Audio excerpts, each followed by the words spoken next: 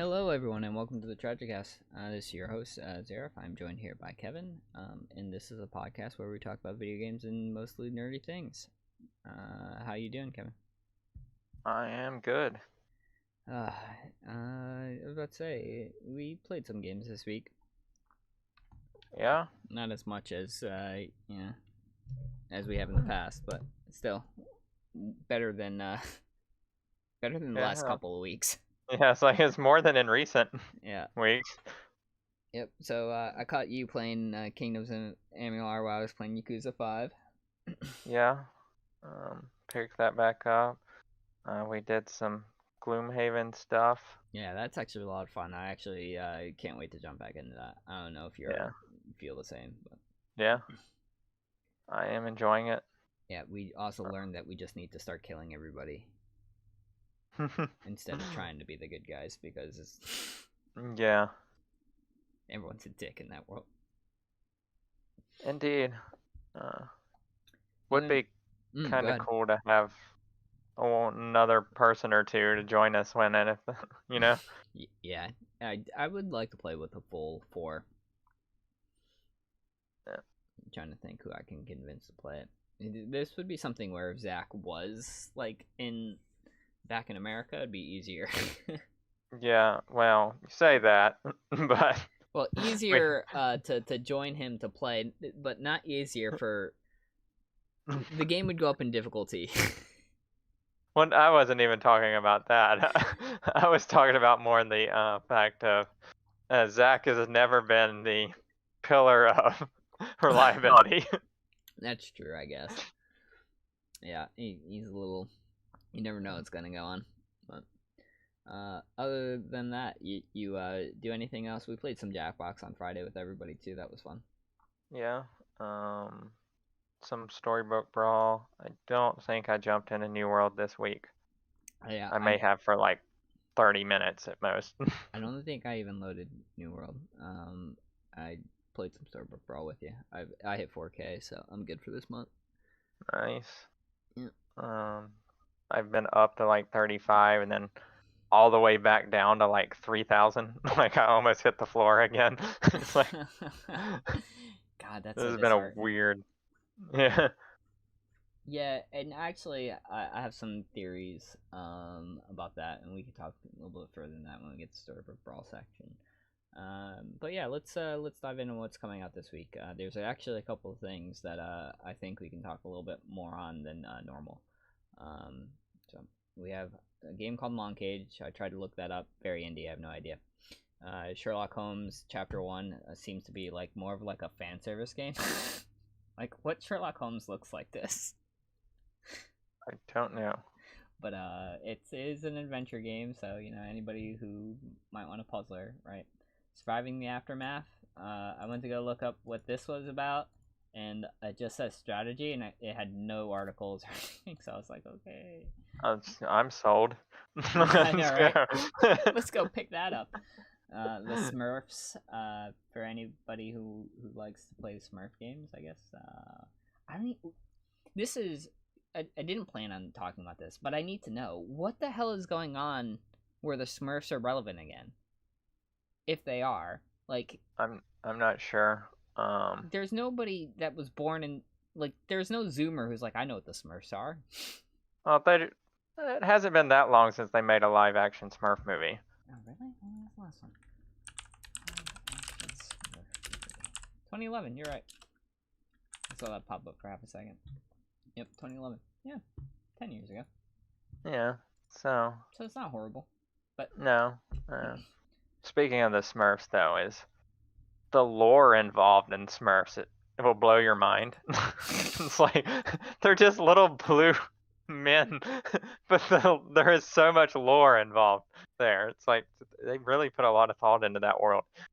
Hey, maybe this is world building 101. I should give it more credit. I was never a Smurfs person though. I just always thought it was weird that you have Smurfette and all these other dude Smurfs and no other females. It always made me a little unsettled. That goes back to the lore, the fact that Are you female a Smurfs lore person? Well, no, like I will take this back. I have been watching Magically lately, and this came up in one question. Oh, okay.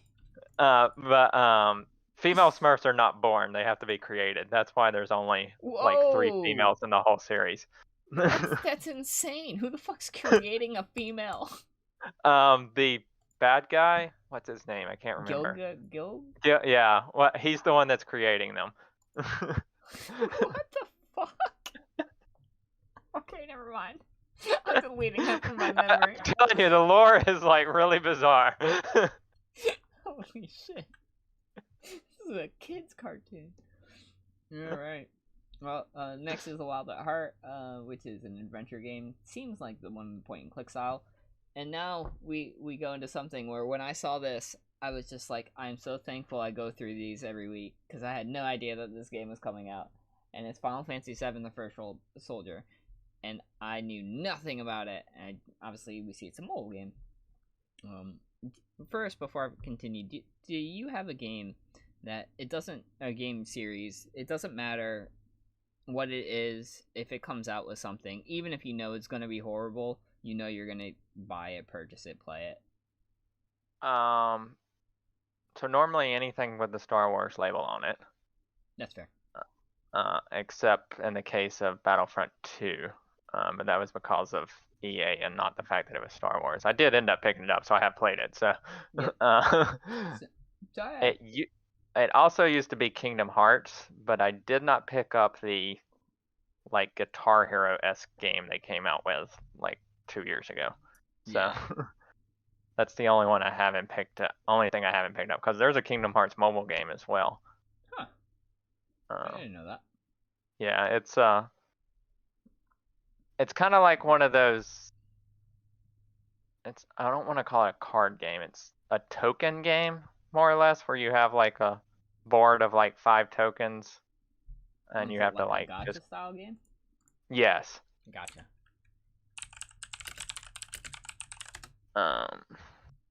Yeah, that's it. Yeah. It's Kingdom Hearts. Yep. I see exactly what you mean. Definitely gacha style, right? Yeah. I played that for a while. That's pretty cool. It looks pretty cute looking. All this to say that Final Fantasy VII specifically is mine. So, of course, that led me to have to. All right, well, what is this game? It's coming out on the 17th. I knew nothing about it. Obviously, it's called The First Soldier. So anybody that's into the Final Fantasy VII lore, Cloud. Well, I'm not going to go into spoilers, but he is a soldier, which is a special ops unit, fused with Mako energy that makes him like ultra badass. And the first soldier, so it gives you an idea of, oh, this must be around, obviously, the first creation. He's definitely not the first of the soldiers. So then I saw Battle Royale, and I was like, excuse me. And it's exactly, it's an RPG Battle Royale. I have no idea of how it's going to play or anything like that, but I have pre-registered. And depending on how many other people pre-register, you'll get these items, right? So I want the Shinra helicopter skin. So 2 million people, please sign up. But yeah, so it's a 75 player Final Fantasy VII Battle Royale. Is it going to be horrible? Probably. I think the Battle Royale market is oversaturated to the nth degree. But at least it's different, right? Yeah. Yeah. And you could be a soldier or a mage too. Like I don't think I covered that. Yeah. I wouldn't write it off as being terrible. I've played several of the Final Fantasy mobile games that Square has put out. And now they're not to the depths of these console games, like console games or anything like that. But yep. I mean, I've never just like picked one up and played it one time and be like, this is horrible. I need to delete this. Mm-hmm. But yeah, there are some decent ones. Yeah. So it comes out on the 17th. I'll probably try to stream it. I'll try to get like BlueStacks emulators because I don't want to stream from my phone. So yeah, if you're interested, you can chill with me in Discord and maybe we can watch it and you can decide whether you want to join me in hell or not. But yeah, I'm actually Uh, super excited. Yeah, you know me, I'm less on the Battle Royale train than you are. Yeah, I would say you have to be doing something quite interesting for me to want to play, and you're even less than that. You're like, this needs to be like somehow game of the year. Yeah. Battle Royales kind of reached their end life, if you want to call it that, when Tetris came out with the Battle Royale. Yeah, and Mario had one too. But I like stuff like that. Like I didn't play the Tetris one, but like at least it's a different game. It's not just someone trying to be a Fortnite or an Apex Legend or Call of Duty clone, right? So Right. I'm hoping that this will be cool like that. I'm almost hoping like maybe it's like more of like a speed running RPG thing, right? Kill monsters fast. You should know what your moves and attacks do, so you can level up quickly, fight more monsters. But I know nothing about it, so I guess we'll find out. All right. Yeah, and then that leads me into the Tamarin, which I know nothing about, and then Blood Rain. Did you play the old school Blood Rain games? I have not. Um, this might be an unpopular opinion, and I don't think Sam's within earshot, but you're not missing much. They're okay. They're not like I'm not really that excited, but if you are a Blood Rain fan, you have this to look forward to on the remaster of it. So. Coming to last gen consoles. Yeah. I wonder if just like the COVID push, like, is this everything that got pushed from like a year ago, right? Yeah, but even if your target was a year ago, you should still be targeting new gen. That's true. Yeah. Because this current gen has been out for a year now. We are past a year of when these were released. I wonder I wonder if it's also because even though that you're right, there's just been so many people having so many issues trying to get a hold of a new gen where they just haven't really started pushing for that. Yeah, I don't know. I have no problems coming to old gen, but we are a year in. You should be coming to old gen and new gen. It should not be old gen exclusive. Exclusive? Yeah, I don't disagree with that. Yeah, it makes sense.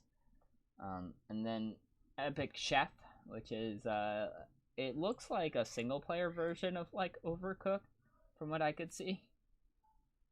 Because it's players of one, so I guess if you like those cooking style games, there you go. XO1, Undungeon, and then of course the big one for this week, at least for me, besides Pokemon Shining Pearl and Pokemon Brilliant Diamond. If you are looking forward to those remakes and you're a Pokemon fan, great. I tend to skip the remakes. I've already played them, right? Like, so I'm not huge on that. But for Battlefield 2042, I pretty much skip almost every single Battlefield. It's just not my jam. How do you feel about the Battlefield series? I do think the Battlefield series does do something different. Yep. Big It's war. not your generic drop 10 people on the map 5v5 team deathmatch. Yep. It's especially if I don't know how this one is, because 2042 makes this sound like it's futuristic. Yes, I don't know much about it.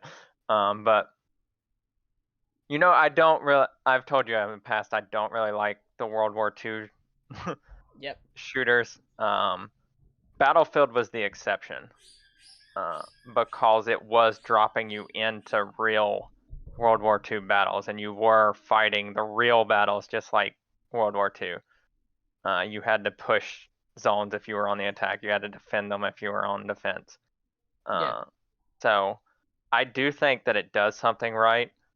The problem is, and it's not Call of Duty, so Yeah. the games die probably after a month, pretty much. Yep. I would agree with that. I do. If there's any hope for longevity for this series, for the people that are already hardcore Battlefield 2042 fans, it's the mode that I was really excited to play. Then I found out it was you can't solo queue, or you can solo queue, but you can't play it solo. And it's God, what was it called? Battlefield Tactical something 2042. or is it Hazard? No, it's Hazard Zone. Yeah. So Hazard Zone. Oh, this person says it's not very fun, but I would, at least from viewing it, I would disagree. So what it is, though, is you go with your squad, you land in a very large map with probably about 20 other squads, and the whole entire thing is to get data discs that you have to find. And the data discs are in war sets like this that are guarded by NPCs. At the same time, killing other players or having them not kill you and stealing their drives, and then different extraction points come up. It reminds me a lot of Escape from Tarkov, where hey, I'm trying to extract with all this loot. With here, it's really just the data drives, with the added bonus of you can't just hide or slow roll in a room and wait for extraction points to pick people off. It's a very high, fast-paced action. Like, you can't just sit there. There's people that have scans that would be able to scan you to find out where you are. If you're holding a disc, you show up on a mini-map. If you go to redeploy your teammates, you show up on the mini-map. Like, there's no way to just kind of chill. Like, and that's the shit I hate about battle royales and like games like Escape from Tarkov. I don't have that patience to just like not do anything. So this looked a lot of fun. I was hoping I could solo queue or have solos in it, but no, it's just a squad base of 4. So I don't think I can convince 3 of our friends to pick it up, and I don't want to go through the punishment of trying to solo queue it and then purchasing this game. But you mentioned something in the pre-show about Battlefield tends to come on PlayStation Plus, so there probably will still be a way where I'll play it. Yeah. But yeah, I thought that was a really interesting take. So if it has any chance, I think, for longevity, this was a mode that was doing something different, and has a very unique spin and feel that I think can give it a good shot. But apparently it's not very fun, so...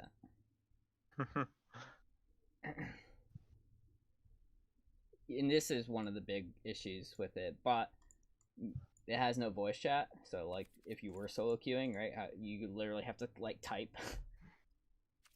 But I would respond with honestly, if you're playing this group mode and you're not in the Discord playing with friends, then I can't help you, dog.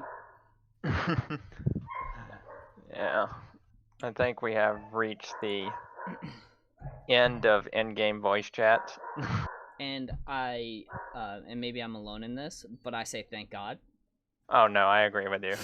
Because like one of the very first things I do when jumping in a lobby of Call of Duty or something is mute all. Yeah. Yep. Yeah, no one's saying anything worth a damn. Most of the time it's because, there's nothing good coming out of those voice chats. When's the last time you've heard like good comms from a random in a voice chat being like, all right, he's right over that hill, tight right? No, it's you fucking suck. That's one of the primary reasons that I don't like to play multiplayer games on PC, is because of the ease of like the tech. Even the text chat is just that. Yeah. It's so easy just to type shit, and for whatever reason, people are, I guess, through gaming and anonymity of a gamer tag, can just be the worst people ever. And it's not worth it. But yeah.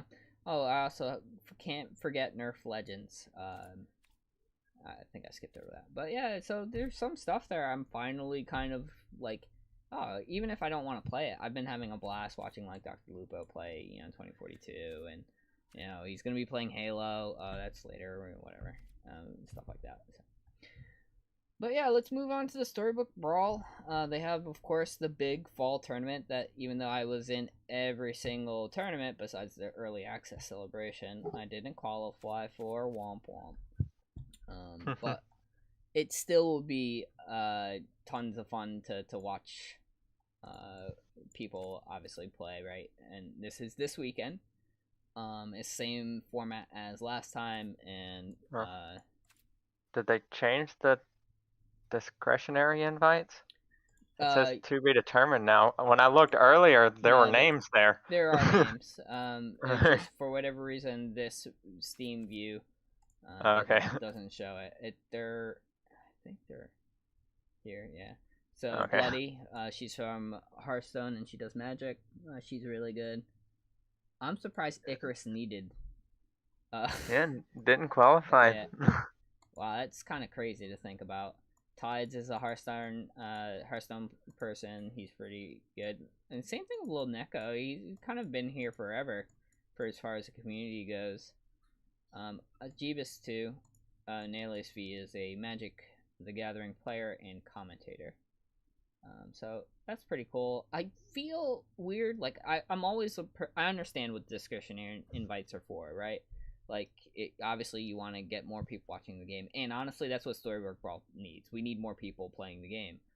This game is still a lot of fun, and it just hasn't taken off. There's no reason why, in my opinion, it's not as big as Hearthstone Battleground. Even if it's not your jam, but the issue I have with this though is like this seems to be like a qualifying tournament. Like you played in these other tournaments to then qualify for this tournament. Why should these people have Yeah. I don't know. a free invite into that bigger tournament? Yeah, I can see, like, for instance, remember in the first one, and he actually qualified, Keebler was an invite just for that first tournament. Yep. And I can see invites like that. And even for this tournament, I can see invites where you're going outside of Storybook Brawl and bringing people into this tournament. Mm-hmm. But like Icarus, who qualified for every tournament but then couldn't qualify through. Just like me. Yeah. That's a little harder for me to take as someone who, like, I have not qualified, but like you've been at every tournament just like him. So why is he getting an invite just because people watch him on Twitch? You already nailed what I was gonna say, because he has a bigger Twitch fan base than I do. But yeah, it's weird. I honestly don't mind discretionary invites, but for this tournament, it just seems weird. I equate it to, in Magic they have these smaller tournaments that are called Grand Prix, right? And then bigger tournaments are the Pro Tour, and the Pro Tour's discretionary invites always are met with some sort of, like, these are big tournaments that you usually have to qualify for either through the Grand Prix or another tournament. How come these people just get invited to this bigger tournament for free? But I understand that one. There's an even bigger tournament after that, though. You have to win the Pro Tour, which is already hard enough. And then you go to Worlds. And there's different ways to get to Worlds. There's points qualifying. But there are no discretionary invite for Worlds. So unless they're going to do hey, the winner of the fall champion, summer, whatever, will play in this, like, round 24 yearly big champion, then I don't think there should be special invites. Unless this is the big tournament. If this is the big tournament of the season, and then you go, okay, now we're in the winter, and we don't touch these fall championships again, and there's no bigger tournament, then I don't think there should be a discretionary invite. My own personal take. I think that's a good way to look at it, but we are also still in early access, so yeah, more eyes on it. I think you're right. I think that just makes more sense, and I need to kind of get over myself. I'm probably more just mad that I couldn't qualify, but I got another chance. But it still goes back to, like, the invites like Icarus. You're not going to get more eyes on the game by inviting Icarus. That because is true. The people who are going to watch him are the people who are already watching him play. Yeah, and they're already playing Storybook Brawl. You're not convincing these people.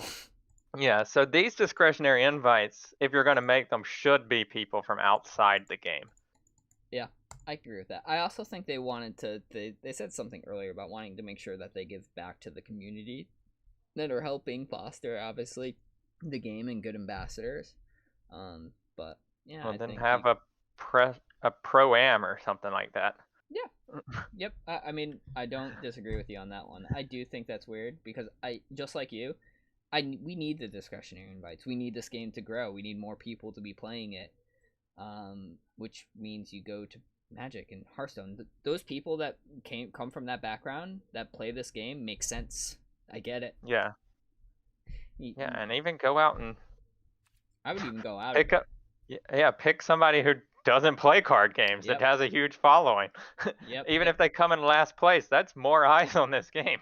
Yeah, I mean that, and like you'd be surprised.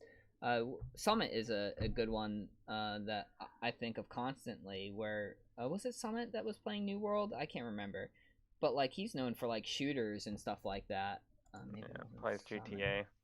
Yeah, and he plays GTA, but like he'll play anything. Like he'll jump into New World, he'll jump into whatever. You get someone like Summit playing this game, and people will notice. So. Yeah, I mean they could bring in some of those Minecraft streamers. Yeah, even something like anything from outside, just to get more eyes on it. I agree. Yeah, well, I'll see Icarus on ladder, and I'll make sure I take my frustrations out on him there. But I the only that, but EC John, I saw EC John in my last lobby before we jumped on, and he crushed me into 4th place. So. Dang, that sucks. I've only played him once, and I obliterated him. Makes you feel. I'm pretty good on Icarus. I actually have a pretty good win rate on him. It's funny. The last time I played him, and I beat him, I knocked him out, and it was a top 2 scenario. I jumped into his stream chat, and he goes, "Oh, I got really unlucky there," and I was just like, "Really? All right, man." Yeah. Well, I will say, John, when I obliterated him, he knew it. It wasn't that I got unlucky. It was I ran into a wall of fully upgraded dwarves and just got mashed. Yeah, and you never. I mean, that never really bothers me, right? Like you go into the battle, you take a quick glance, and you're like, "Well, we're dead." Yeah. It's always more of those like, all right, as long as nothing pops out of this pumpkin. Oh fuck. Yeah. No, there's a Medusa. The one. Yeah, or a rotten and it gets tree. to attack. Yeah. Something stupid like that. Or I kill this magic book and it pick apart my 200 on the back line. Like, really? I actually had one on Apocalypse that we're going to be obviously talking about soon, where it was running Pumpkin King Scam. It popped out a book, and it was an upgraded book, so it was an upgraded Pumpkin King, and it did both the withered thing to make it -1 and then the 1 damage to everything. Yeah, I have done that as well. My favorite is to run Apple Tree, twin spell it, so it hits 2 things, and then the enemy uses the spell to hit everything for 1. Oh my god. That's When you get late game, if you are not running angry, do not play that spell. Yeah, it's literally a liability. So sadly, right before we ended our podcast last time, the new patch dropped. So this is a week late, but we get to talk about at least new stuff. And the good thing is I have time in on it, so I can actually speak to my thought process on it. So they introduced a new hero. Have you got to play with Apocalypse at all? Yeah, I've played 2 or 3 games with him. I played 4. Nice. So for anybody who's just listening in, when you reach level 6, what Apocalypse does, he starts with 50 life. But when you reach level 6, it's about all your characters, even the ones in your board. I did do that for science. Then fill your board with random level 6 characters. Basically, it's guaranteed that you won't get triples, but you can get pairs. So let's go to you first. What do you like about him or don't like about him? Do you think he's good, not good? He's a gamble hero, I think. Yep. Because, well, with the game the way it is, or has been over the past few weeks, we've talked about before that mid-game is more important right now than end-game. And so, yeah, you can build a mid-game comp here, but then it disappears. So it's almost like, what am I investing in? Gotcha. And there's also a lot of times when you're playing through, you're picking treasures that are going to help you late game because you kind of have an idea what you're doing. You play this guy, you're just taking treasures and be like, I hope this works. And then you get to 6 and it's like, it gives you all the treasures you have are evil treasures, and he's like, here's 2 good boys, and it's like, Yeah. Yep. But yeah, I mean, I do think this is a character that, I almost want to say I don't want to. It's hard. I think this is a good mask into Ooh. second term or second play. Yeah, Because as long as you had nothing you were planning on using. That's well, and I'm saying you pick this as a, oh crap, I'm scrambling here. I've got nothing. I'm getting ready to die, but I'm going to hit 6. And then you play this and hope it gives you something you can use. Gotcha. Yeah, more of a desperation play. I can see that. Yeah, but that's just from my playing. I have played it a few times, and I think 2 out of the 3 times I didn't even make it to 6. So his power never kicked in, and then the one time I did get him, he gave me like all trees, and I ended up finishing like 2nd because they moved round table to level 7. Otherwise you would have finished first. So I've had a little bit of a different experience. I've played him 4 total times. I finished first, second, 4th. And I think it's because exactly everything you highlighted, except when I play Apocalypse, I'm only playing for this turn. I think of nothing else. It doesn't matter what synergies I'm running. I'm being, I can wake up that princess. It's an 8/8 on 3. That's the most powerful thing I can do. My treasures. All right, what's the thing that helps me stay alive right now? I do not invest in the future at all. I will take jumping beans over like even going first, Hermes boots or runestones. I also will prioritize obviously leveling spells since that's the only way we can ramp. And I will look for them if I feel like I'm strong enough. And that's how I've been doing it. But I do feel like the flop, if you will, when you get to 6, it makes or breaks you. You're never weak because with a full board of 6, chances are you have some sort of cohesion. And even if you don't, it's like a Storm King, like in a Lordy, which then you still have a full shop. So you can usually at least make something cobble together. My favorite thing is seeing work as Good Boy. I got a double Good Boy plus Robin Hood behind a Grumble Gore. So I was able to make my Grumble Gore good and then just go to town. But yeah, he's not amazing, but he's not bad. I will say he's a lot of fun if you make it. Because I will say I've seen other people play him and they don't make it. I've killed Apocalypses on 5, let alone 5.2. Yeah. So yeah, I like him. Yeah, I still play him usually when he comes up, unless there's just something really good, just to get some more reps in, if you will. Yeah, it makes sense. I rank him, my personal one is I don't like any treasure heroes anymore. I played one with Horde Dragon this time, and with the 5 life, it did help a lot. I won that game. But I still don't. Horde Dragon's probably the top of my treasure heroes now. Over Galahad? Yeah, the 1/1 is it's just fucking huge nerf. He wasn't even like he was fun to play, but he wasn't very good unless he was insane, right? Yeah, I do think now Galahad is a force dwarf. Yeah. and hope you hit.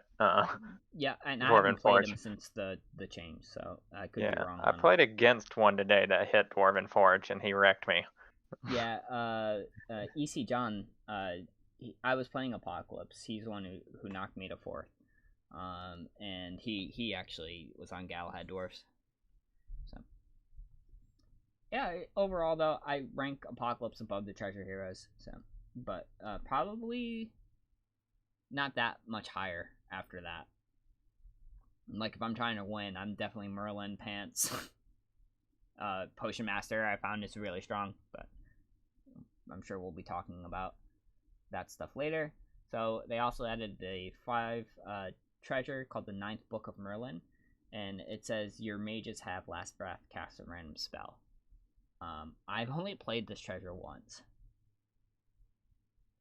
and it was medium. I have not played it. Though this does seem like it would be a really good play if you can get like a hat ball thing going. Yes. With Aeon. Yeah, if you can get like Aeon plus Mage Tribal going on, that's awesome.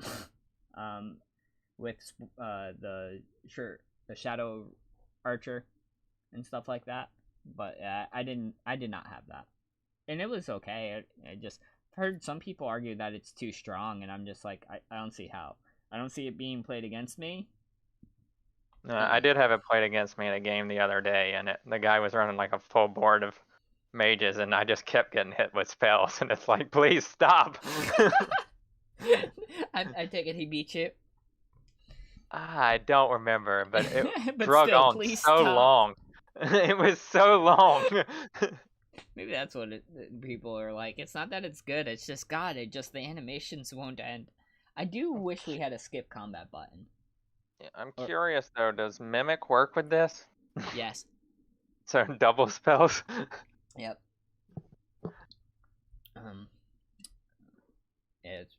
I love mages, my favorite tribe. So I would love to get in a scenario where I feel like I can actually run that, and I just haven't been there. I'm still shooting for the Potion Master Hat Ball Prism. Oh my god, dude. I will retire. That's my dream game. Yeah, I will retire from that game. Really, what I want is I'll even accept pants. Yeah. That's much harder to do it because the only way that you can is if you have, well, I suppose you can have runestones plus treasure map, right? And then collect mouse. Would that do it?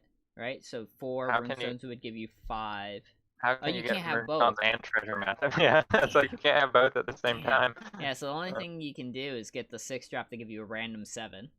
Yeah, and then hope you get the right 7. Yeah, but you know what? That's probably worth trying for the memes, because worst case scenario, you collect mouse after that, and you go for Forking Road. Yeah. I did hit a prism the other day. I will warn you. Yeah. Animations on the gold. Not the gold one, the princess one. Yep, the sugar and spice. Yep. Yeah. Takes so long. Yep. Sam did it. But it will play on everything, regardless of whether it's a princess or not. Yep. Yeah, Sam was doing that with Storm Kings, and that shit was hilarious. And then I saw somebody else do it on stream, and they actually croc their whole entire board. I have seen the croc the whole entire board. Oh, man. When it first came out, like the day after it came out, I played somebody, and it wasn't just... We were in the finals. And he hadn't just crocked his whole board. He had crocked his whole board like 4 times. Russian dolls. It was a Russian doll scenario. I was killing crocs and more crocs were popping out. Oh, imagine that and he had sarcophagus and No, he had summoning portal, so they were just growing. Oh my god, that's so absurd. It's like, this is a reverse Russian doll. It's like they're supposed to be getting smaller. They're not though. That's amazing. I do love the scenarios that come up. They don't come up often enough. I feel like these games just end before people can get to the really, really powerful shit. But yeah, let's go through. Go ahead. Yeah, that guy really wasn't that strong, even with all the crocs and stuff, because I think he was doing it for the memes Yeah, because the stuff inside the it Crocs was weren't like a very chicken. strong. Yeah. So the only reason he even beat me was that I think he. Here's another thing. He did have wand, so he was getting Oh, double wand of Crocs. wording. Yeah. Yeah. But he ends up playing a pig and pigomorph in 2 of my things, and that's the only way he beats me. That's hilarious. So it still wasn't good enough. But yeah, so the balance changes. They've done some really good ones. Sporko was a 1/3 range that gave +5 attack, and Lady Lake was a 1/3 range that gave +5 health. They are now do the same thing for support, but they're 3/3s now, which I think is amazing because that was always the worst when it's like Sporko does the best for my thing, but then it's her turn and she pings something for 1, and I'm just like, please. Yeah, I've actually. It got to a point that I wouldn't even buy Sporko. Yep. Because it's like, I'd only buy it this if I is had expensive. an upgraded Mad Mim. Yeah, it's like, this is expensive, and it's not helping me that much. Yeah, unless you're running like animals, right? Where that +5 is now a +10. Yeah, or it was a decent pickup at 4 when you were running Choops. Yeah, definitely. You didn't have Baba Yaga yet. Yep. But she instantly got replaced as soon as you got Baba Yaga. You know what's funny is I would run Lady the Lake more often than I'd run Sporka. Because I almost found that never run Lady the Lake now. I found like the 5 health is actually relevant depending on what you're doing. But I haven't really done too much of either of these. Sheeps in Wolf Clothing was a 1/1 that summoned a 5/5. It is now a 2/2 that summons a 6/6. I guess they thought they needed the 2/2 stat bonus on the front end. I thought it was okay. I thought it was okay, but I mean, I can see the increase. Yep. For the price difference, the front end was the same as the front end on a 2-cost cat. Yeah, it makes sense. So you get an increase at least of 2, and then if you got support, it's right. And now this next change I will never understand. They've made Puff Puff a 6/6 into a 7/7. Dog, if you want to make Puff Puff something, then you have to allow us to triple them. Not even triple. I still think that the upgrade to Puff Puffs everywhere should literally mean everywhere. It like means even if your opponent has one. Yes, if your opponent is running Puff Puffs and their Puff Puff dies, your Puff Puff should get upgraded. That would you know what? That would actually make it playable. Possibly too playable, but I would love to see it. And that way, to get to end game, and you both just have a board of Puff Puffs, and they're all the same. It's just like. I guess that's the fear, though, right? Because if they're all upgrading each other, then there's nothing to. You literally have a match that doesn't end, right? Yeah, because there's 15 Puff Puffs, so technically each person could run 7. Yep. So if you manage to get all 7, right, then you're all sitting there with the same exact attack and power, and it's a tie forever. Yeah. Until no, it's not true. Treasures. I keep forgetting treasures exist, right? Treasures, and you could knighthood a Puff Puff. Yep. That would be the. Yeah, but based off of our wording, that's gonna give +2 to both still theirs. Yeah. Oh no, that's on Last Breath. Yeah. But if you knighthood a Puff Puff, it gets double attack. Oh, so your Puff Puff's gonna be slightly larger than the your one. Puff Puff's gonna be bigger than. Yeah. All right, I got it. I have had an upgraded Puff Puff, by the way. I don't know if you've ever had. I've true love kissed it. Yeah. I think I didn't true love kiss. I think I woggled into it. Yeah, I can see that. Lightning Dragon got a slight buff. It went from an 8/1 to a 10/1. Yeah, if you were playing it before, the only time I really play Lightning Dragon is when I need my second slot because I'm doing copycat shenanigans. Yeah. And I'll put it in the first slot just so I don't have to waste. Yeah. I will play it if there is a particularly strong pup in my lobby. I can see that too. Yep, I could definitely see that, especially since a lot of times it's an 0-3. So Yeah. Lightning Dragon tax if you have it in the first slot once, kills one, and then tax and kills Yeah. the other, and now pup's neutered. Yep. And I don't think that's something I don't think we see a lot of is actual play against a hero. Yeah. I mean, sure, you'll see some people like bench their only minion in turn 1 against Drac. Which is dumb, but yes. But yeah, stuff like that, like dragons against pup, just if you're playing it one turn. Yeah. I think you don't see that much, but I think that's because you just don't see, at least in my lobbies, I don't see pup a lot. I don't see people take him, so there's no need to tech.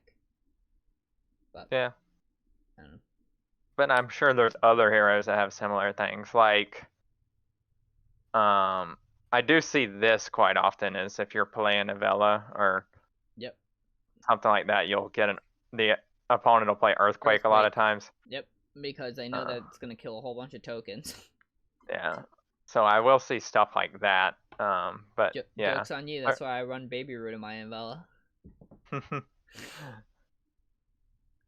Yeah, that's why I also have upgraded Evil Queens. It's in like the back row, thank you. It's like, sure, now just run your stuff into my wall. Yep. Oh man. So they gave Ogre Princess was a 3-1. She does the same thing, but now she's a 3-2. So okay. I don't see how that's made her any more. I guess she doesn't die to the blizzard, but cool. Yeah. Trojan Donkey was a 1-5. It's now a 2-6. I think I played my first Donkey today in my Fallen Angel game in a very long time, and it was medium. It wasn't bad. Yeah, the only time I play Donkey is when I'm on Waddle. Yeah, that makes sense because you're picking up for the treasure. I needed it for my Fallen Angel to have give the +2 health to everything. So, and it was a pretty good enabler for that because it likes a big butt, just like me. This is another one I really don't understand. They made Humpty a 7/7. I guess so maybe it wouldn't die to an unupgraded Tiny, but the amount of times and people seem to be trying to pick him up more because I've seen a lot of the eggs, and I punish people all the time. Even if you beat me, I still crack your egg, and you're just I don't understand. And they lose the game. Like you did me 4 damage, great, but I'll be here in top 4 and you won't. Yeah. I have not had the same experience. I have seen people buy it, but they are putting it in like their last slot, so it's like the last thing to attack. So I know today I played one and they put it in the last slot like that, and I got it down to 1 health. So that extra 1 health saved it. It's like that would have been cracked. But these people aren't putting it in the first slot against me either. They're putting it in the back. I'm just killing their shit and still killing their egg, even if they beat me. Yeah. The only time I'm seeing it is like turn 1 and 2, where I just don't have enough attack to take out another minion and then a 7/7. Yeah, makes sense. But yeah, I don't. Sure, I guess if people want to play him, he's got his own fan base that likes it. So. They've also made Tweedledee a little bit more consistent. It's a 4/1. Used to be a 4/1, summon a 1/4. Now it's a 3/2, summon a 2/3. So whatever. I don't pick them any less or more than I used to. Yeah, it does. Had a reason to be good before he was good, right? You put him behind a Fanny, you need to win your early games, great. Yep. It was kind of annoying though to lose Helm to like a blizzard. Yeah. And then he pops out a 1 attack. It's like I can see that.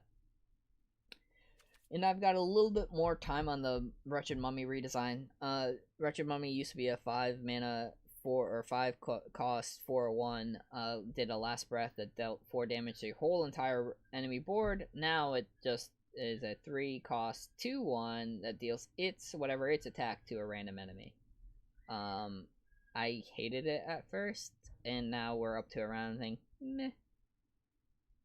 Yeah, I actually see it played quite a lot, I do and too. I do play it. I'm just like, I'm not down on it. It's just meh. Like, it doesn't. It's almost the same feeling when it was at 5 for me. Yeah, I'm not picking it up unless I have some support to put behind it. Do you know the thing I actually really hate about that card though? Is the upgraded version doesn't hit 2 different targets. It does double damage, which I think is stupid. Yeah. Because you're already playing this behind some sort of thing that gives it attack. I don't need to do 28 to something. Like, I just don't. And if I'm playing this where that 28 damage is relevant, then I've been playing this card for too long. Yeah. I will say the most creative things I've seen with it, though, is playing it on the back line and putting a copycat in front of it. Yeah. I've seen a lot of people running a lot of copycat doing good boy though and shenanigans more than I haven't seen good boy. I've seen copycat with friendly spirit a lot here. Yep. I've seen that more often than I've seen anything else. I haven't tried it yet, so maybe I should, but yeah. I haven't either. Princess P's been cut. Good. Grimsoul has been cut. Not good. Yeah. I do say, out of all of the changes that were made, this is the one that's the most frustrating for me. I just neutered your 2 favorite heroes. I wouldn't say 2 favorite. I never played Grimsoul on Drac anyway. That's true. It neutered one of your favorite heroes. Yes. Trophy Hunter is now unplayable. Yep. I don't think I've seen Trophy Hunter in a lobby. Yeah. So, yep. Yeah, it's sad. Yeah. Yeah, so if you do read the text here, they do put spirit in quotation marks, which is interesting to me. Yeah, so the actual words say, the Slay comp has been proven to simply be too much, which, by the way, removing this card doesn't really do that much to change that. No, because I have won games with Choop still. Yes. It's not as easy to pull off, but yes, you still can. Moving Grimsoul should make the stats of Slay characters matter much more and encourage players to get Slay bonus by actually slaying.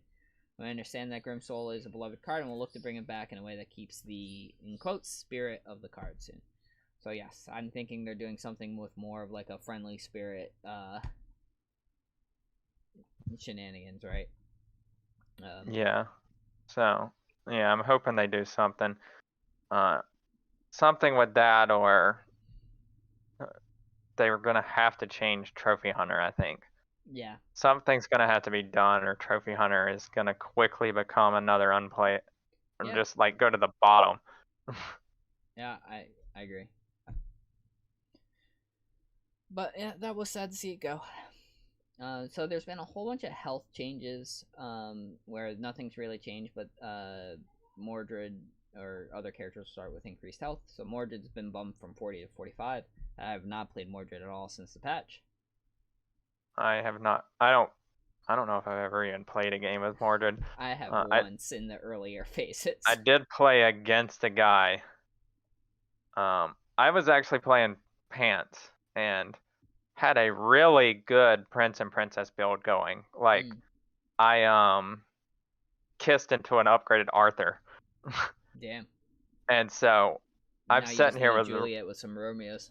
Yeah, I didn't get any of that, but I did. I mean, I had a full board of Prince and Princesses still. Yeah. So I was looking really good. I even hit the Princess treasure, all that stuff, and I go up against this Mordred who's he has 3 fully upgraded good boys and then an Echo that he's bringing in on top of a Phoenix Feather. It's just like you didn't stand a chance, even if you. No. I could give you half ball turn 1.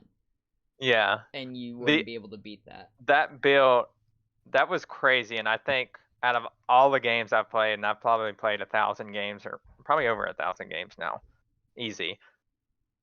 That trophy hunter game where I had like 2 million attack is the only build that I can think of that could have beat that. Yep. That was how strong that was. Damn. Mordred just shitting all over your hopes and dreams. I am surprised we don't see more of him. Like, because it's probably because late game doesn't really matter as much. I have some thoughts on that, but I'll wait till the end. Zelua, 40 to 45 as well. I played one. I top 8'd, so yeah. 40 45 Horde Dragon. I played one, and I won. And the 5 health was relevant. I think I stabilized that too. So that's something where I think I actually don't top 4 without this change. Muerte I haven't played at all since then. He's also now 40 to 45. Have you played any Muerte? No, but this is an interesting change because every other hero has had their health changed. Has had their health changed because they don't have early game tempo. Yep, Muerte does. Muerte has early game tempo, so why is he getting a health buff? I think it's mostly because they just don't get picked enough. So they wanted a reason for people to pick them. And this is another one that I will never understand too. Is Big Bad Wolf goes from a 3/3 to a 5/5. And I don't think I care. No. Because no one picked Grandmother for that plus 5/5. They picked Grandmother for the extra health. Yep. Now you're buffing other heroes with extra health. I think this is just going to cause her to get picked less. That, and I do have to say, like, if I mask into like on 6 and I get a Grandmother, like, chances are I'm literally going to choose the Fates over. Yeah, like, especially now that you don't get the 10 health. Yeah. Yeah. Miri also got changed. Now her upgraded units or princess and princess don't give a +2, they give a +1/+2. And I was initially, when I read this, I was like, I don't care. That doesn't seem like it's going to matter. And I'm going to go back on that statement. I feel like Miri is not unplayable, but she is a lot harder to get working. Yeah, I will say I have had the worst luck with Miri lately in finding princes and princesses. Yeah. I'm not playing Miri and there's someone else in there playing Miri. I got a full board of prince and princesses. You put me on Miri, it's like, nah. Look at this Gwen game. Yeah. There was a Miri in my lobby. Yeah, I've had those where I've beaten Miris with prince and princesses, but then you put me on Miri, and it's like I played one earlier today, and 4 turns in, I still hadn't seen a single prince or princess. Yeah. And I guess I should be surprised that I had that initial reaction, because I had the inverse when I read Galahad. It was like +2/+1 is now only +1/+1. And I was like, oh man, I don't think he's very good now. I don't know why I could read 2 different lines of text for that same nerf-ish and just be like, oh, this one's okay and this one's game-breaking, but here we are. I was never really a Sir Galahad player, but I do think you're right. I think if I go into the tournament in November and I have to play Galahad, I'm just going to be like, well, unless things have changed dramatically since then, which we have a full month, so hopefully they will. And I'll be like, oh, I'm a Force Dwarves. Yep. And now Skip. Have I been playing Skip wrong this whole entire time? Because I still have to fight tooth and nail to finish top 4 with Skip. And now he's not even going to get a full level advantage. Yeah. Skip, you've seen my personal tier list, and I have Skip on the very bottom. Yeah. Simply because I am so bad with him. Yep. I will never pick Skip now. Yep. He will be the last character I will pick. I mean, if it's Skip and the Fates there, I'm taking the Fates. Damn. Because this nerf is too much. You're not even getting a full level and still losing a turn? Yeah. Yeah. No, I agree 100%. Yeah, I don't have the insight. People must have been doing really good though, because I guess the average finish is well, fit. you know, I haven't played it, but come to think of it, if you are still getting that experience for that first round you lose, the first time you buy is still going to be level 3. True. You will be at 3. Yeah. But But still, I don't pick skip anyway. And this does make you one turn less to 6. your whole entire point was it's still that, a hard. Yeah. Yeah. It's not a good sell for me. Nope. And it's also, Skip, a lot of times, another good thing for him was when you started on 3, you basically got 2 shops to look at. Yep. Because if Lock you it. come in and there's a lucky there, lock it. Yep. And if there's not, you get a second shop. Now you're not getting that second shop. You're getting one shop. Yeah, like there's, you could see a Vampire, right, and be like, you know what, that's good enough, and you can lock. Now, nope, no point in locking. You just have to get a blind shop. Yeah. So that actually may be the bigger nerf in the deal than the XP. The XP. I agree. That you don't have any, like, you have no control over not only your first turn, but now not even your next turn after that. So I agree. This is funny with the Curse King here. Yeah. I did not realize this change went in. And I played the Curse King earlier today. Did you? I was about to say I haven't played him yet. So I didn't realize this change was in, so I was not paying attention to this at all, but I was just playing him like I normally do. So you take 1 damage each turn with the old one, and now you take 3 damage each turn you don't cast a spell.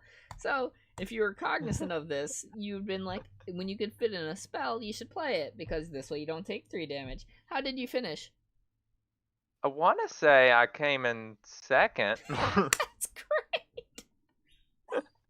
But I was playing a lot of spells that game, so which is well, actually unusual for me because I don't normally play a ton of spells. Yeah. Because I think what it was is I hit a turn 1 Cinderella, and so I was just playing spells for that. Oh, that makes sense. And then you just happened to be playing into it, even though you didn't realize the change was in effect. Oh man, that's great. So yeah, I was gonna ask, what you thought, but apparently you didn't really notice the difference. Yeah. So I haven't played him yet. There was at one point when I got near the end, and it's still 1 gold per round, right? Because yeah, you only get 1 gold. There was at one point at the end I had 18 gold. And I had no idea where that gold came from. How am I rich? Because I knew I was like, I'm supposed to be getting 1 gold here. How did I get 6? Yeah, you should have had 13. Instead, you had 16. Yeah. Interesting. Maybe you I don't got know. a couple of prize pigs. Maybe. I don't know. Beauty got a redesign. So her old one was monsters are good and have +2/+2. Now it's your evil characters are good. Your abilities that affect evil characters affect good characters. And she is very close to probably one of the most broken heroes in the game. Yeah. Because you can say, hey, I have Princess Peep. I have Queen of Hearts. And they work together. Yeah. When I first read this, I thought it was still monsters that were good. But evil stuff like Minotaur would change to good. Yep. Then I started playing this, and I was like, hold on, this is a whole different ballgame. Yep, she is broken. And I liked what the design was trying to do. I think getting Pumpkin King to work for Beauty should be, like, that should work that way. She's a monster, or Pumpkin King's a monster, right? Yeah. But I think they need to tweak that. I think they should keep it monsters only. Yeah, I do think that it may go back to just monsters, but yeah, like you Pumpkin can keep the would evil still work with that. characters good. Yeah, exactly, and just make it affect just monsters. Well, I was thinking maybe just turning monsters good, and then any evil ability from monsters would affect other monsters that are good. Yes. Yep. So that way your Pumpkin would still work on good monsters or But would even it good also work on? sixes. Yeah. I think that's okay. I think Yeah. that's fine. I think that's okay for a Robin Yeah. Wood to trigger, because the Nash Wood album triggers it in the evil version. Yeah. So yeah. Just a flip of monsters is what it needs to do. Just inverse monsters. Yes, because there's no point in... She should not be the mid-game queen because she can get a Princess Peep and evil queen that go, okay, we're friends now. Yeah. Princess Peep, evil queen, throw in a godmother on top of it. Yeah. And then you're just... It's just absurd. This is like Fallen Angel, but on crack. But yeah, so if you haven't a chance to play with her, she's very strong, and I would take every opportunity to play with her because I don't think she's going to stay in this iteration for very long. Yeah, she's one of the heroes that I don't have unlocked. Yeah, like, I don't either, and I don't want to buy her, only because I know that this is not going to. It's not going to stay. I'm surprised actually that, well, maybe we'll hear something probably right after we stop the podcast, that she'll be live for the tournament. Like, that's how strong I think she is. Yeah. But I do love this next change on Potion Master. So Potion Master used to give +2/+2 on a direct spell. Now it gives +1/+1, but also gives you an extra spell. And I actually think that is exactly what Potion Master needed.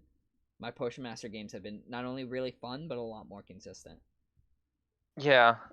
And not broken. I don't think I've won a Potion Master game yet, but I still feel like I at least got to do my thing.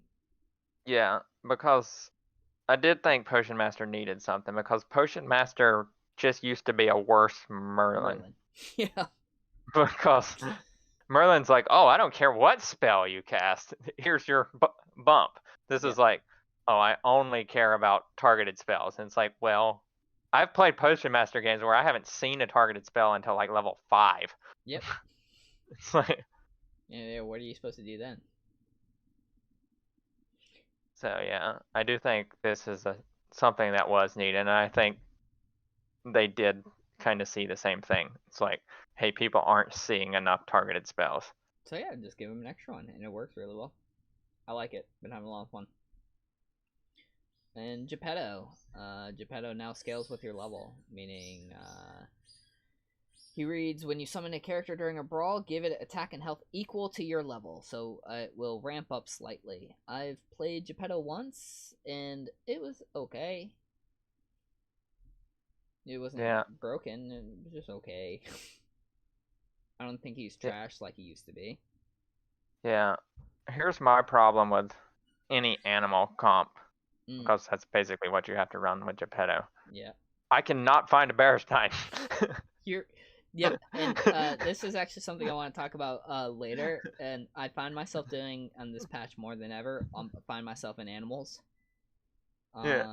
Just because it's just simple to navigate, right? You're like, all right, I've got Vulture. I think I started counting, and I'm up to like 6 games of running animal comp without seeing a Bearstein. Yeah, and I've only won 1 game of animals. And it's because I had a Bearstein. I feel like you need that card. Yeah, but you do have to have that card, because animals can get you to 6 fine.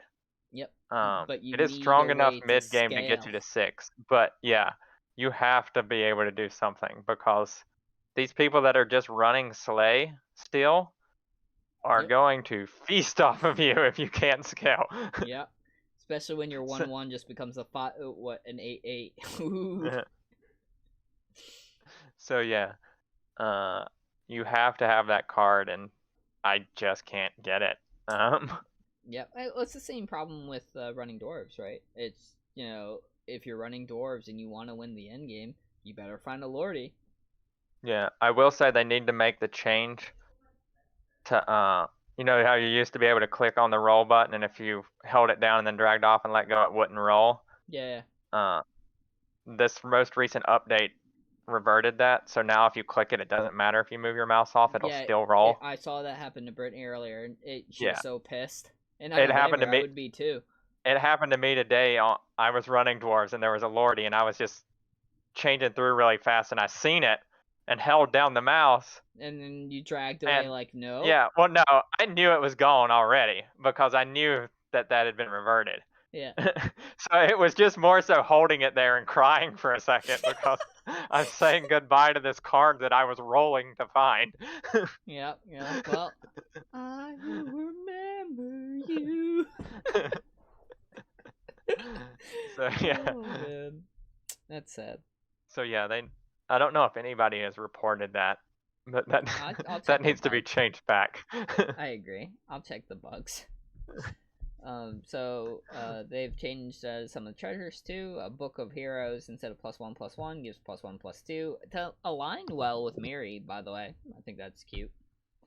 And cool. I'm gonna collect it as often as I have been, which is mostly only when I'm forcing myself to run royals, or I know I'm going to be, like in a Miri comp.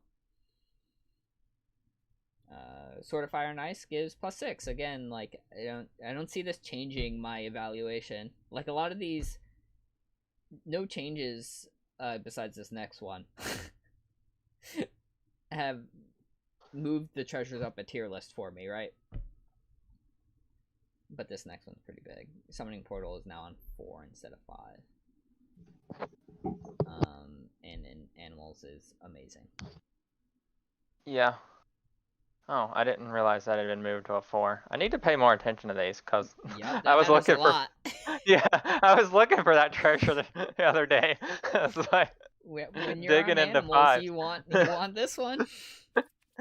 I was digging into 5s looking for it. It's like should have been digging into 4s. Grab more vultures. Yeah. So yeah, that's a big change, but everything else is just so small where I'm just like, okay, I guess tweak it if you want. I'm not gonna say no, but piggy bank's been changed and I still never pick it up. It's now +1 gold for every 5 you save, as well as just letting you bank your money. However, there is something I really want to do. I want to make piggy bank on Apocalypse. Yeah. And then at 5.2 don't do anything. Interesting. There's also, I don't know if you've seen this, piggy bank with Holy Grail. Of course. That's the Mondo combo. Yeah. Yep. So, yeah, you have to. It's just basically when you're Holy Grailing, instead of just buying the 6s you're looking for, also pick up every chicken you see. Yes, yep. And I was gonna say that's a lot of times. I've only done Grail like that 3 times, and that's what I'll do is I'll just grab chickens. Those will be the 2 that I grab, right, and then try to combine and find a piggy bank. Yeah, that way, if you don't get your piggy bank, you still have money for next turn. Exactly. But I will say, the amount of times I've Holy Grailed and got to use my Grail turn, like, I don't need the piggy bank. I'm usually pretty strong. Yeah. Most of the time I've won. Or, close to it. Phoenix Feather has moved from a 7 to 6, and honestly, I was like, what the fuck are they thinking? And honestly, the amount of times I've rolled past Phoenix Feather because it just doesn't do what I want it to do. I don't think I've chosen it once, to be honest with you. I have not seen it, so. Yeah, I guess that tells you it's a hidden 6. Oh, man. So, yeah, I don't know. It definitely hasn't broken the game. Pandora's Box, now you only have to wait 1 round to get your 7 instead of 2, which I do think was needed, because it was pretty bad. Yeah. And the old iteration, I had actually picked other treasures over this. Yep. But now this iteration, yeah, I take this every time I see it. Might as well. It's worth the gamble. It's worth the gamble unless you needed to survive that turn, right? Yeah. But then you still have to hit something on those other 2 treasures that are going to help you survive that turn. True. Right. Like, there's definitely 6s that you can get where none of these treasures are going to help me win this game anyway. So I might as well take the box and hope I win. Or don't die. Harvest Moon has been cut. Which, honestly, like, I don't know. Yeah. This is another thing of neutering Slay because people abusing it with one certain thing instead of dealing with the actual issue. Revert Choops. He shouldn't do what he's doing, but Well, that's not the reason they got rid of this. They got rid of this because of Medusa. Medusa Slay. The Medusa Yeah, behind the so mermaid. yeah, so here's the fix that you need to make. Get rid of Mermaid. Yeah. That and Mermaid's not even that good. Yeah. If you get rid of Mermaid, this gets rid of Medusa Harvest Moon combo, and Harvest Moon can still go back to do what it's supposed to do. Yeah. Yep. Yeah, you're right. They even highlight that in here. So Gigantify used to be a 5 cost, now it's a 4 cost. Same thing with Hugify, which is the plus 10 attack variation of the, instead of plus 10 health. And if you wanted this, the 1 cost, like, I play this, right? Like, I have an Astral Realm. Fuck, Gigantify is amazing. I wanted this anyway. Yeah. The 1 cost, sure, I'll take it, but it's not swinging anything. If I got a good No. boy, I want to hit 10 attack on it. This does help quite a bit in Hatball. Yep, because now you can -2 it, and it can actually work with forking. Yeah. Which is insane. Yes. So it helps extremely well with Hatball. So good to know. we might see that reversed back. Oh man, I hope not, because I haven't done it yet. I haven't got a chance to play a lot of Pants games. I've only played them once. Yeah, I only played him once earlier today too, and it did not go well. No, I'm sorry to hear that. I killed the Pants on top 8 of him. He was not very happy. Yeah, I mean, I didn't hit Hatball until everybody else was like at 6. Yeah, like... that's not going to be good enough. Oh man, Stone Skin now gives +4 health instead of Burning Palm gives +4 attack. It's up from 3, both of them. And same thing with Flourish is now 6 health to 7 health to your Treants. Like all this stuff is so in the -1 for Blessing Athena. I don't know. None of this has changed when I was playing it. I guess they're just tweaking numbers. Yeah, it doesn't affect playing it. But I will take some of the buffs, I guess. Yeah. Yep. Cat's Call has now not a level 3 spell, it's a level 4 spell. And I don't understand. I don't hate it, and here's why. There's nothing worse than as soon as you hit level 3, going up against a Loki that gets Cat's Call. True. But I would counter that with if he wasn't hitting a Cat's Call, like, I mean, there's a lot of other stuff that's like, I don't know, there's some spells in some Loki situations where he's just gonna beat you anyway. Like, there's nothing you can do. Right, but I don't know. I cannot tell you the amount of times at low level that I've lost to a Loki because they cat called. Yeah, but what about the times you've lost to Loki on turn 1 because he's eeny, meeny, miny mode? Well, yeah, I mean, sure, you're always going to have that, but it's so much more annoying because you're not only going to lose to the Loki, they're going to do more damage to you because they're putting more tokens on the board. Yeah, I guess. The problem I have is I don't see when I pick this up now. You still pick it up if you're playing Evil Comp. But Avella, this is still a card to play. I feel like Avella is much worse without her getting health, and I just don't play her enough to probably know, but I feel like this doesn't do enough. Avella with an Evil Queen, this... Yeah, I could see that. If you're able to at least get an Evil Queen, it's still powering up everything. Or if you're playing Animal Comp and you've got... a Vulture. Yeah. I don't think this is unplayable now. I guess I was never really a big Cat's Call person. Yeah, I mean, I only play it in certain scenarios too. And it's not, the price on it is too much to just play it. Yeah. It needs to be situational. Yeah. But yeah, I find the Loki thing annoying because it's almost like 40% of the time I play a Loki, they Cat's Call. So this one spurned you. They made this change just for you. Yeah. Got it. Yeah. And this mix change, I was so surprised that they did this. So now mix will transform a character into a run cannon that has 1 layer higher from this brawl but you can cast another spell this round.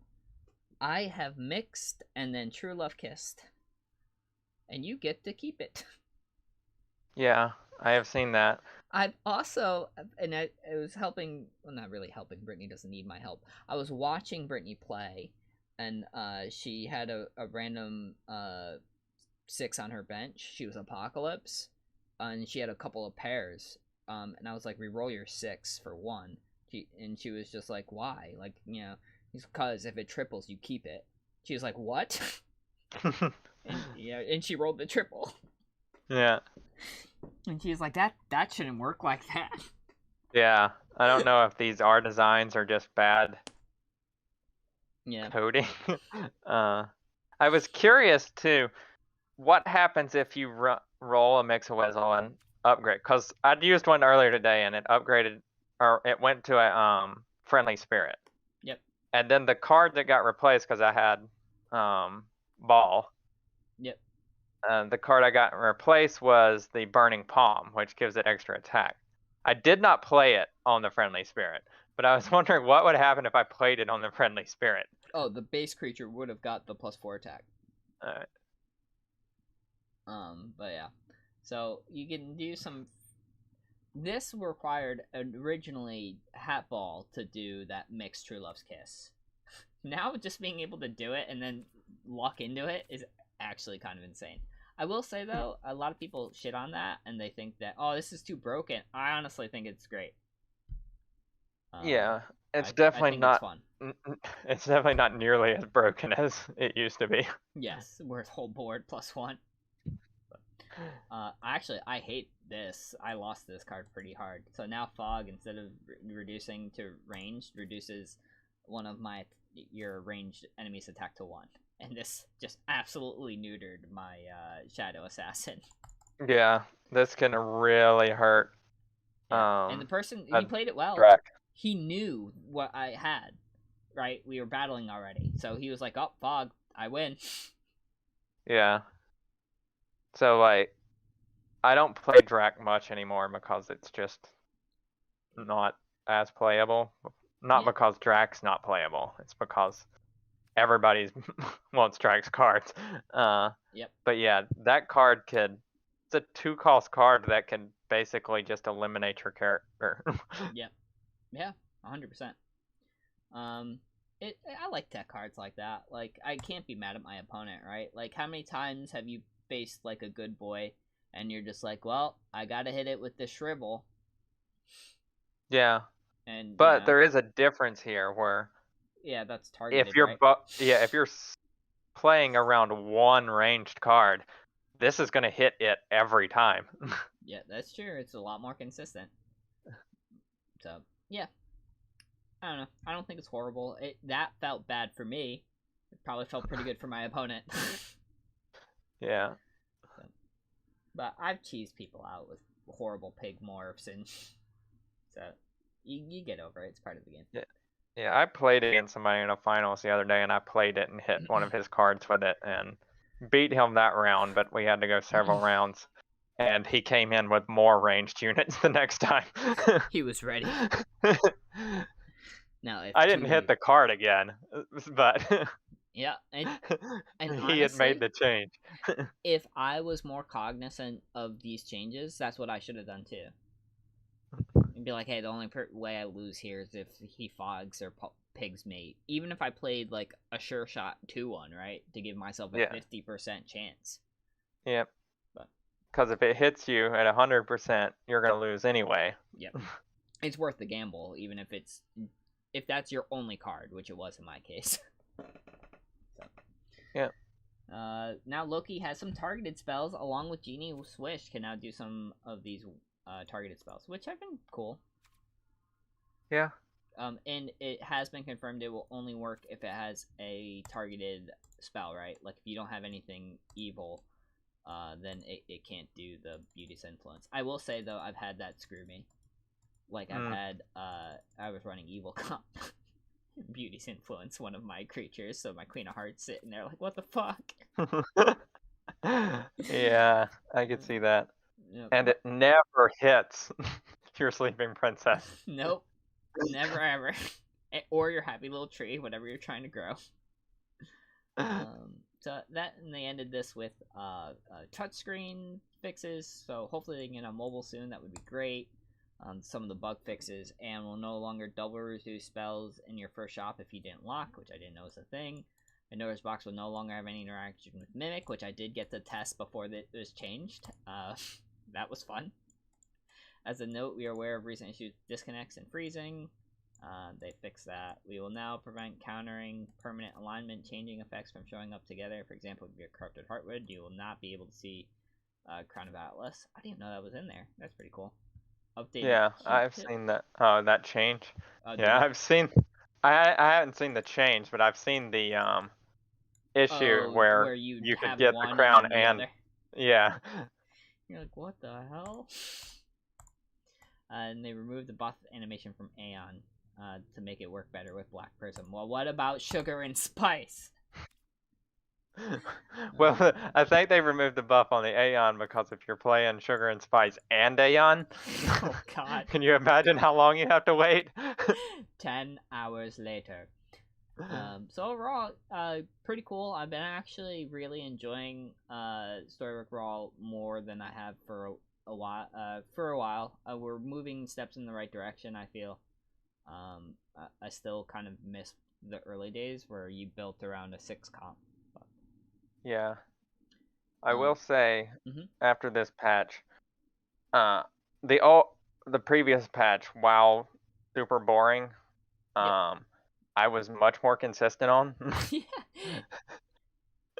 This patch, not so much.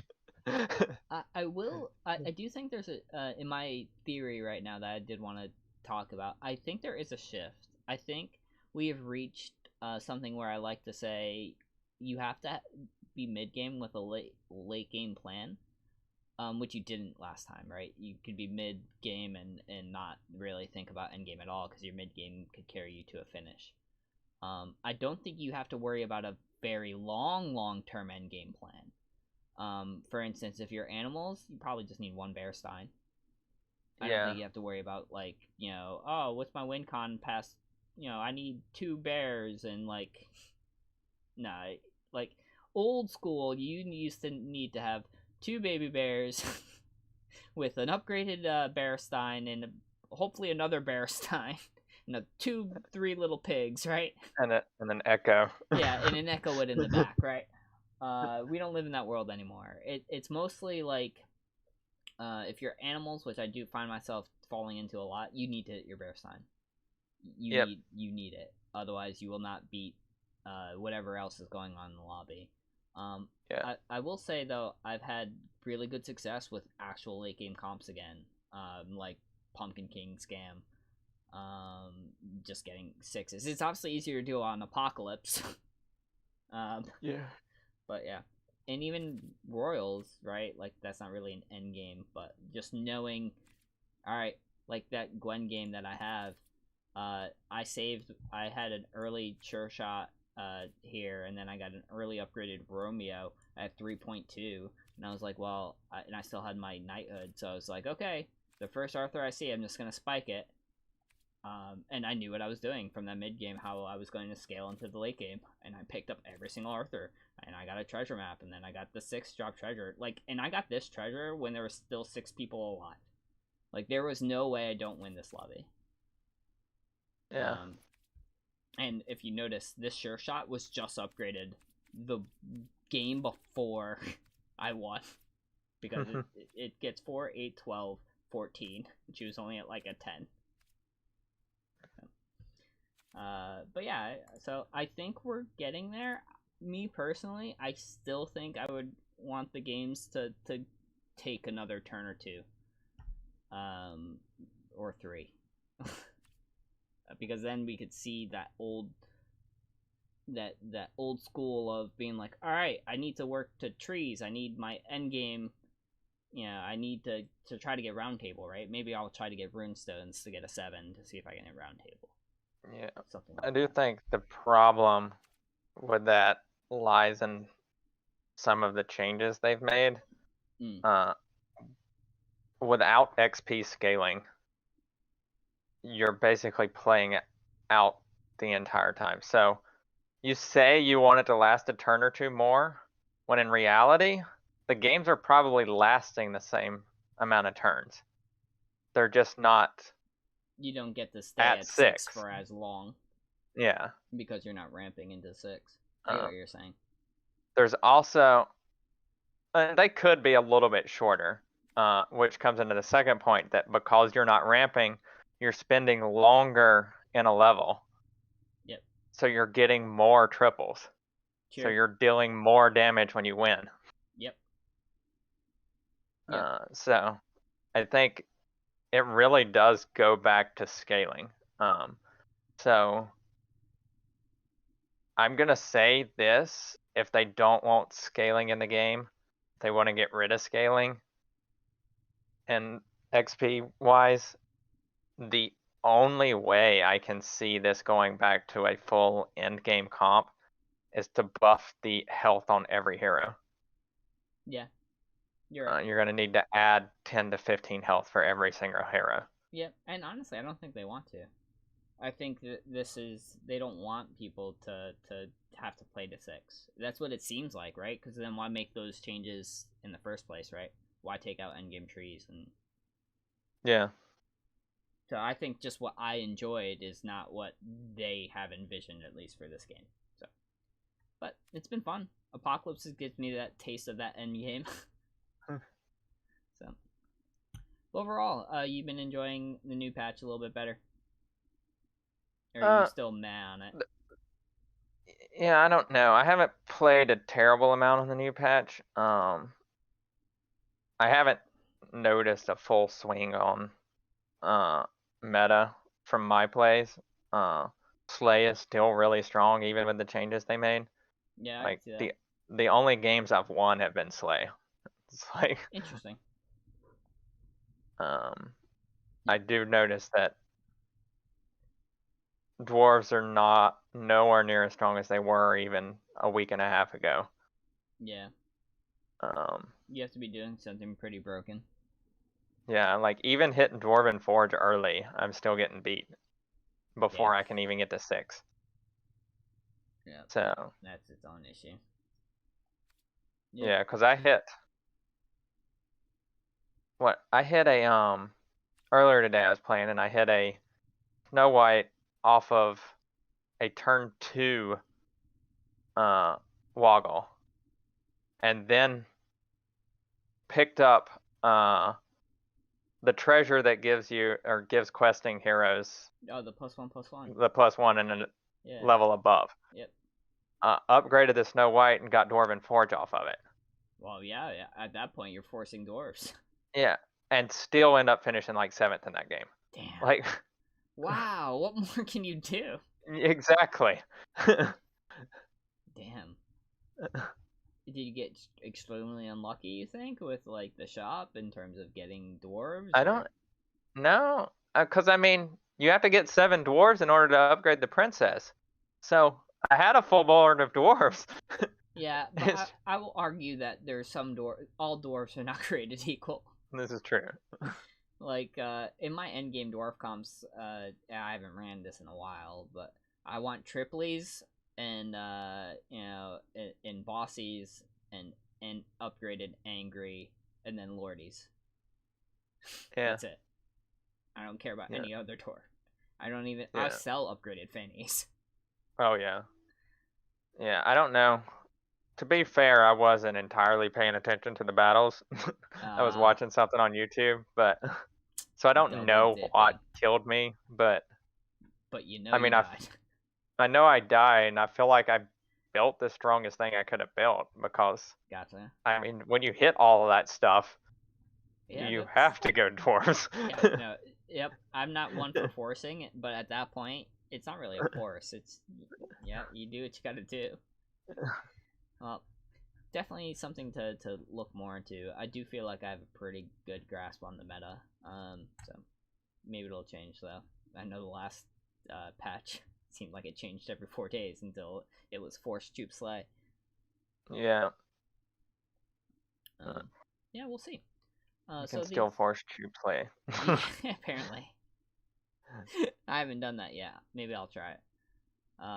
We're gonna go through these upcoming ones probably rapid fire because a lot of this stuff until we get to the Phil Spencer one because we really don't.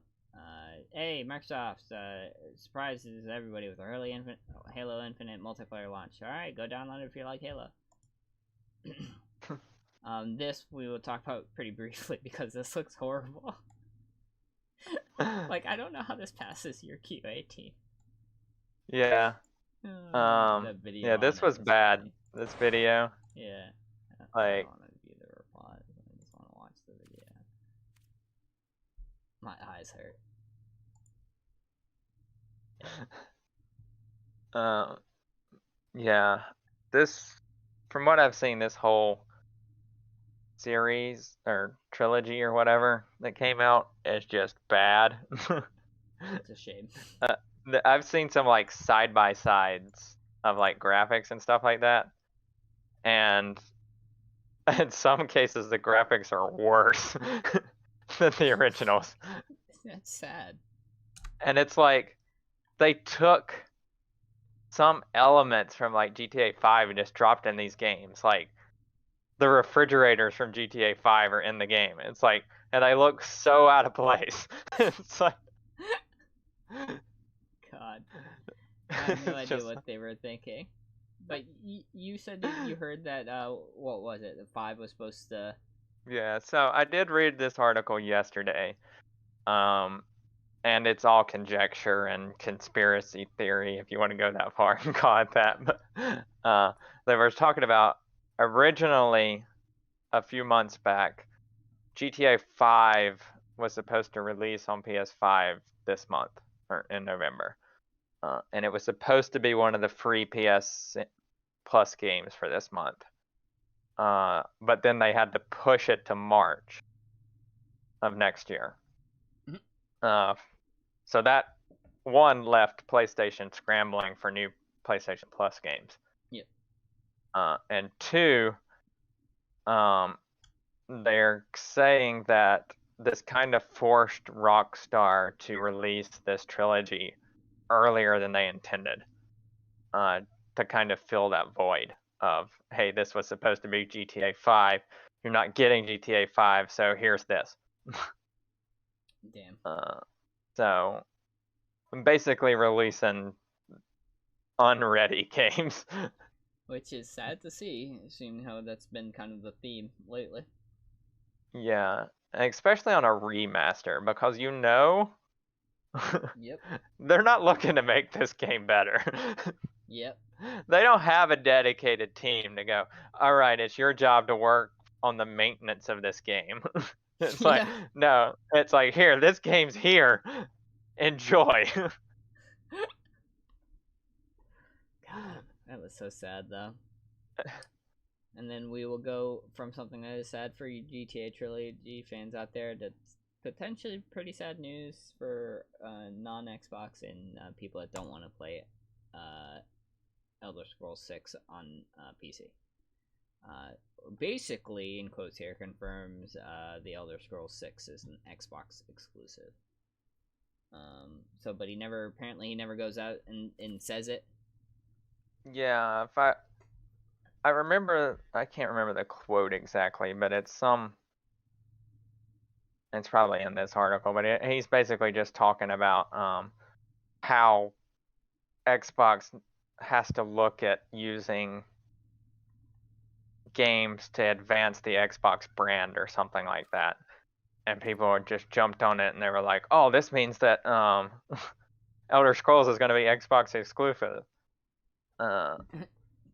Yeah. I'm not sure I buy it completely. Yep.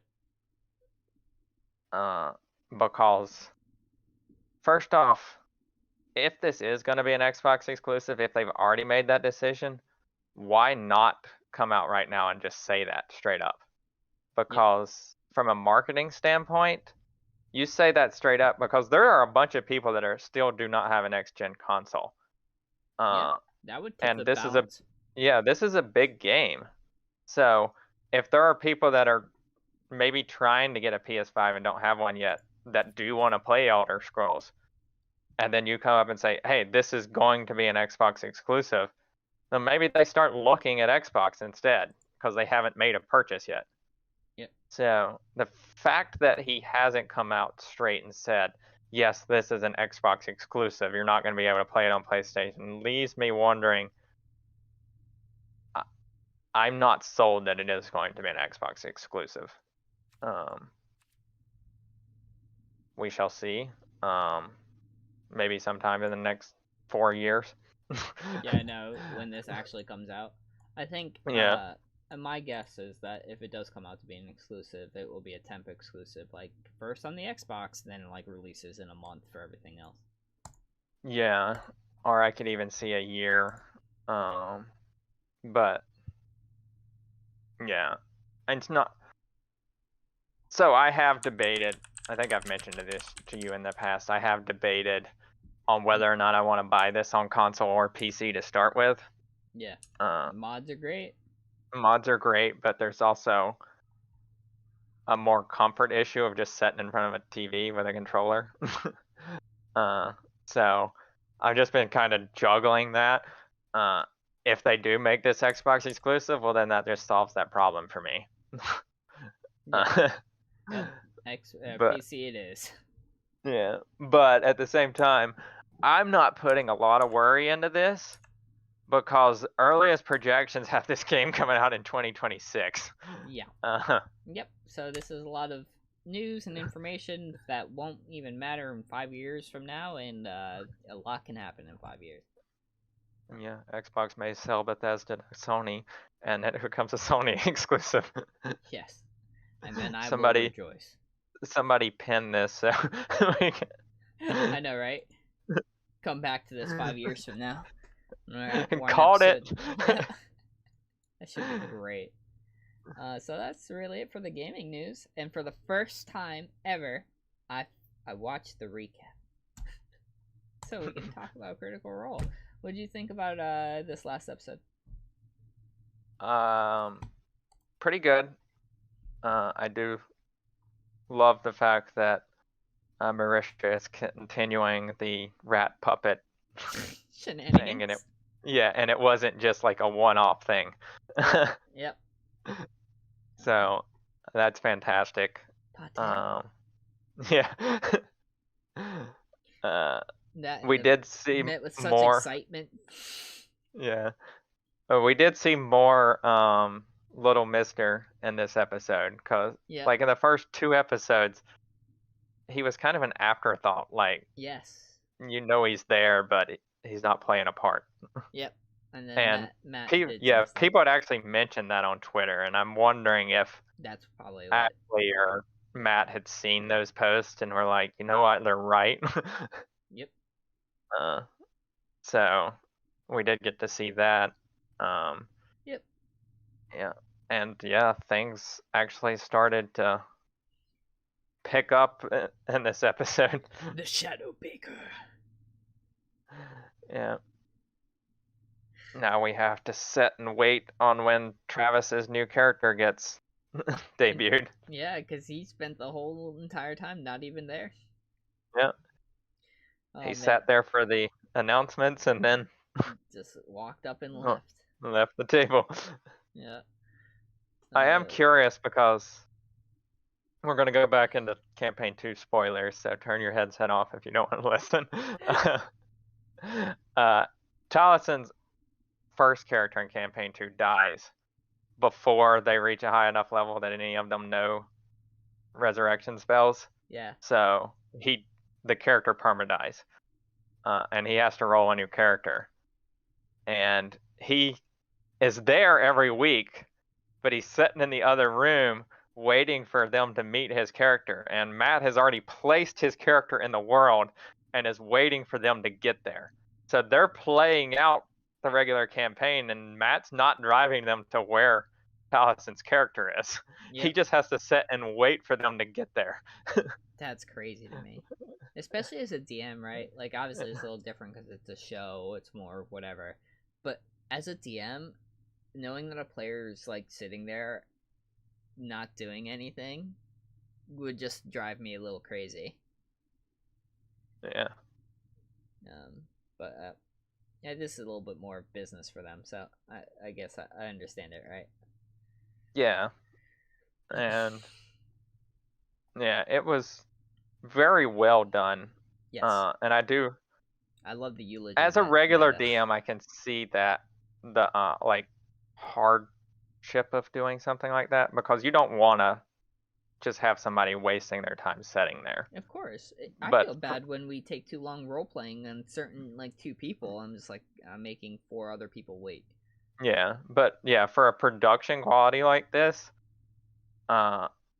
it takes a ton of I don't know what you want to, confidence, if you will, or restraint to not force your players to go somewhere where another player is going to join. Yes. To let it occur naturally. Yep. 100%. And I mean, it obviously makes for a better story. Yeah. So, and which is what they're trying to do here. And I'm guessing that none of these people care if they have to set out, because they are trying to tell a story. Yeah. Yep. I think you're right. I think it's taken a lot more in stride, right? This is not our Sunday games where we play for fun, right? More so than, this is telling a story that then is being used as it's business, right? It's a TV show more than a D&D session. It's both, yeah, of course. But yeah. Yeah, but oh man, I loved it. It's like people say goodbye is the worst, the hardest word to say. But that's wrong. Yeah, the hardest the word eulogy. to say is just themselves. Yeah, the eulogies are great. I still loved fucking Fern. Like, I don't understand how you cannot like jazz. It's jazz chaos. Is chaos. It's wonderful. Wherever you are now, I hope you learn to appreciate jazz. Oh man, that was great. I can't wait to someone to revive Bertrand and him come back as a pure chaos demon. God, jazz turned me. I've succumbed to the jazz. It's like when I went to the 9 hells, they forced me to listen to jazz. I killed them all. Until it broke my mind and spirit. Oh man. Overall though, this series has been great. Been enjoying this season. Probably my favorite so far. So. Yeah. It definitely has started out better. And I do like the cast as a whole better here than any of the other 2 main campaigns. Yeah. Both the other campaigns had those 1 or 2 characters that were just like meh. Bleh. Yeah, and Orm is the only black character here, and I still like his fighter. He's a little generic, but I like the way Liam plays him. Yeah. So I will say with campaign 2, like, and this is a problem, is like most people think that in campaign 1, Keyleth is the black character. And then you get to campaign 2, and Marisha's character there is also the initial black character. So it's just like she needed something away from that. Yeah, and oh man, did she get there? Yeah, she really got there, and it is perfect. Yep, I feel like a lot of the characters that the returning people have played, I would say the exception of Liam, have characters that they really can lend their strength. Like Ashley does chaotic so well. Yeah, it's almost like for the past 2 campaigns they were playing characters that they could disassociate with. Yep. That weren't themselves, where they were actually having to act. And it was just like campaign 3, they came in and it's like, it's like we've been doing this for 6 years, playing something else. Let's play ourselves, yeah. if you will. Yeah.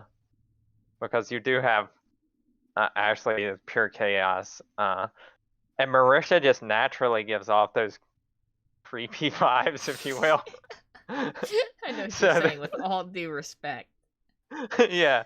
So like, this character is perfect for her. Yeah, it's so Uh, good.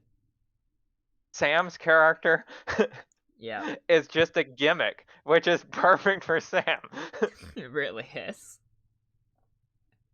And then you have the Taliesin, who just plays the I don't care what's going on, just give me money. Yep. It kind of fits him. Still interested to see Travis.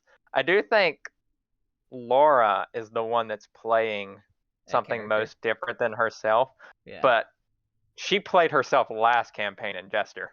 Yeah. Yep. I can see that. So, yeah. Yeah, Imogen's still really cool though. Yeah. I do think that as we learn more about these people, Imogen may have the best backstory to learn about.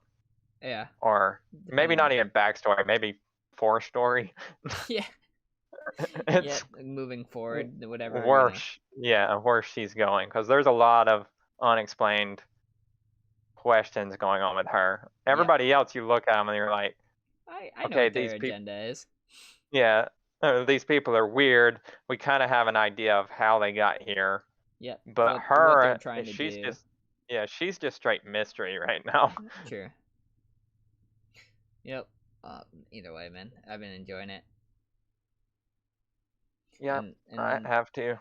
So. Normally, this is where I talk about our campaign, but really nothing happened this Sunday except shopping and some light roleplay. But we are getting, I think, finally to the point where the crescendo. Yeah, I mean, we did have a major reveal. Yep. Turns out that you kill a dragon, it doesn't actually die; it just poofs somewhere else. Yeah. Which is, was one of the major plot lines. I was worried that we were never going to hit it. I do have to ask, when you were creating the world, was the necklace always there, or did you just put it there when I rolled that high? I put it there when you rolled that high. It wasn't to be there to begin with, but you rolled high enough where I wanted you to find something, and then I knew that this item would have been perfect. It was originally in the Merchant's Guild. So my theory or how it happened was basically when they went to go collect the orders, they collected that pendant from, and they left it there. It wasn't even something for hers to be sold. But she didn't realize that, and she just sold it to you. That character Altona is supposed to be very OCD and meticulous, but at the same time still a little bit of an airhead, like in terms of, oh, where did I put that thing? And then, oh, that's why I'm so organized. Here it is, right? But that wasn't her item, so she was just super confused. She's like, I don't know what that is. Take it. Pretty much. You can have it. It's free. If you notice, she didn't charge you for it. Yeah. So, yeah. Interesting stuff. Yep. That's why I like having you there, though. You will find the breadcrumbs. This is true. You will find the breadcrumbs and reveal the breadcrumbs. Everyone needs a car in their campaign. Or Kevin. No, there's nothing more unsatisfying when you leave breadcrumbs and you're just like, God, do I have to spell this out to you? There's a dragon. There's a fucking dragon.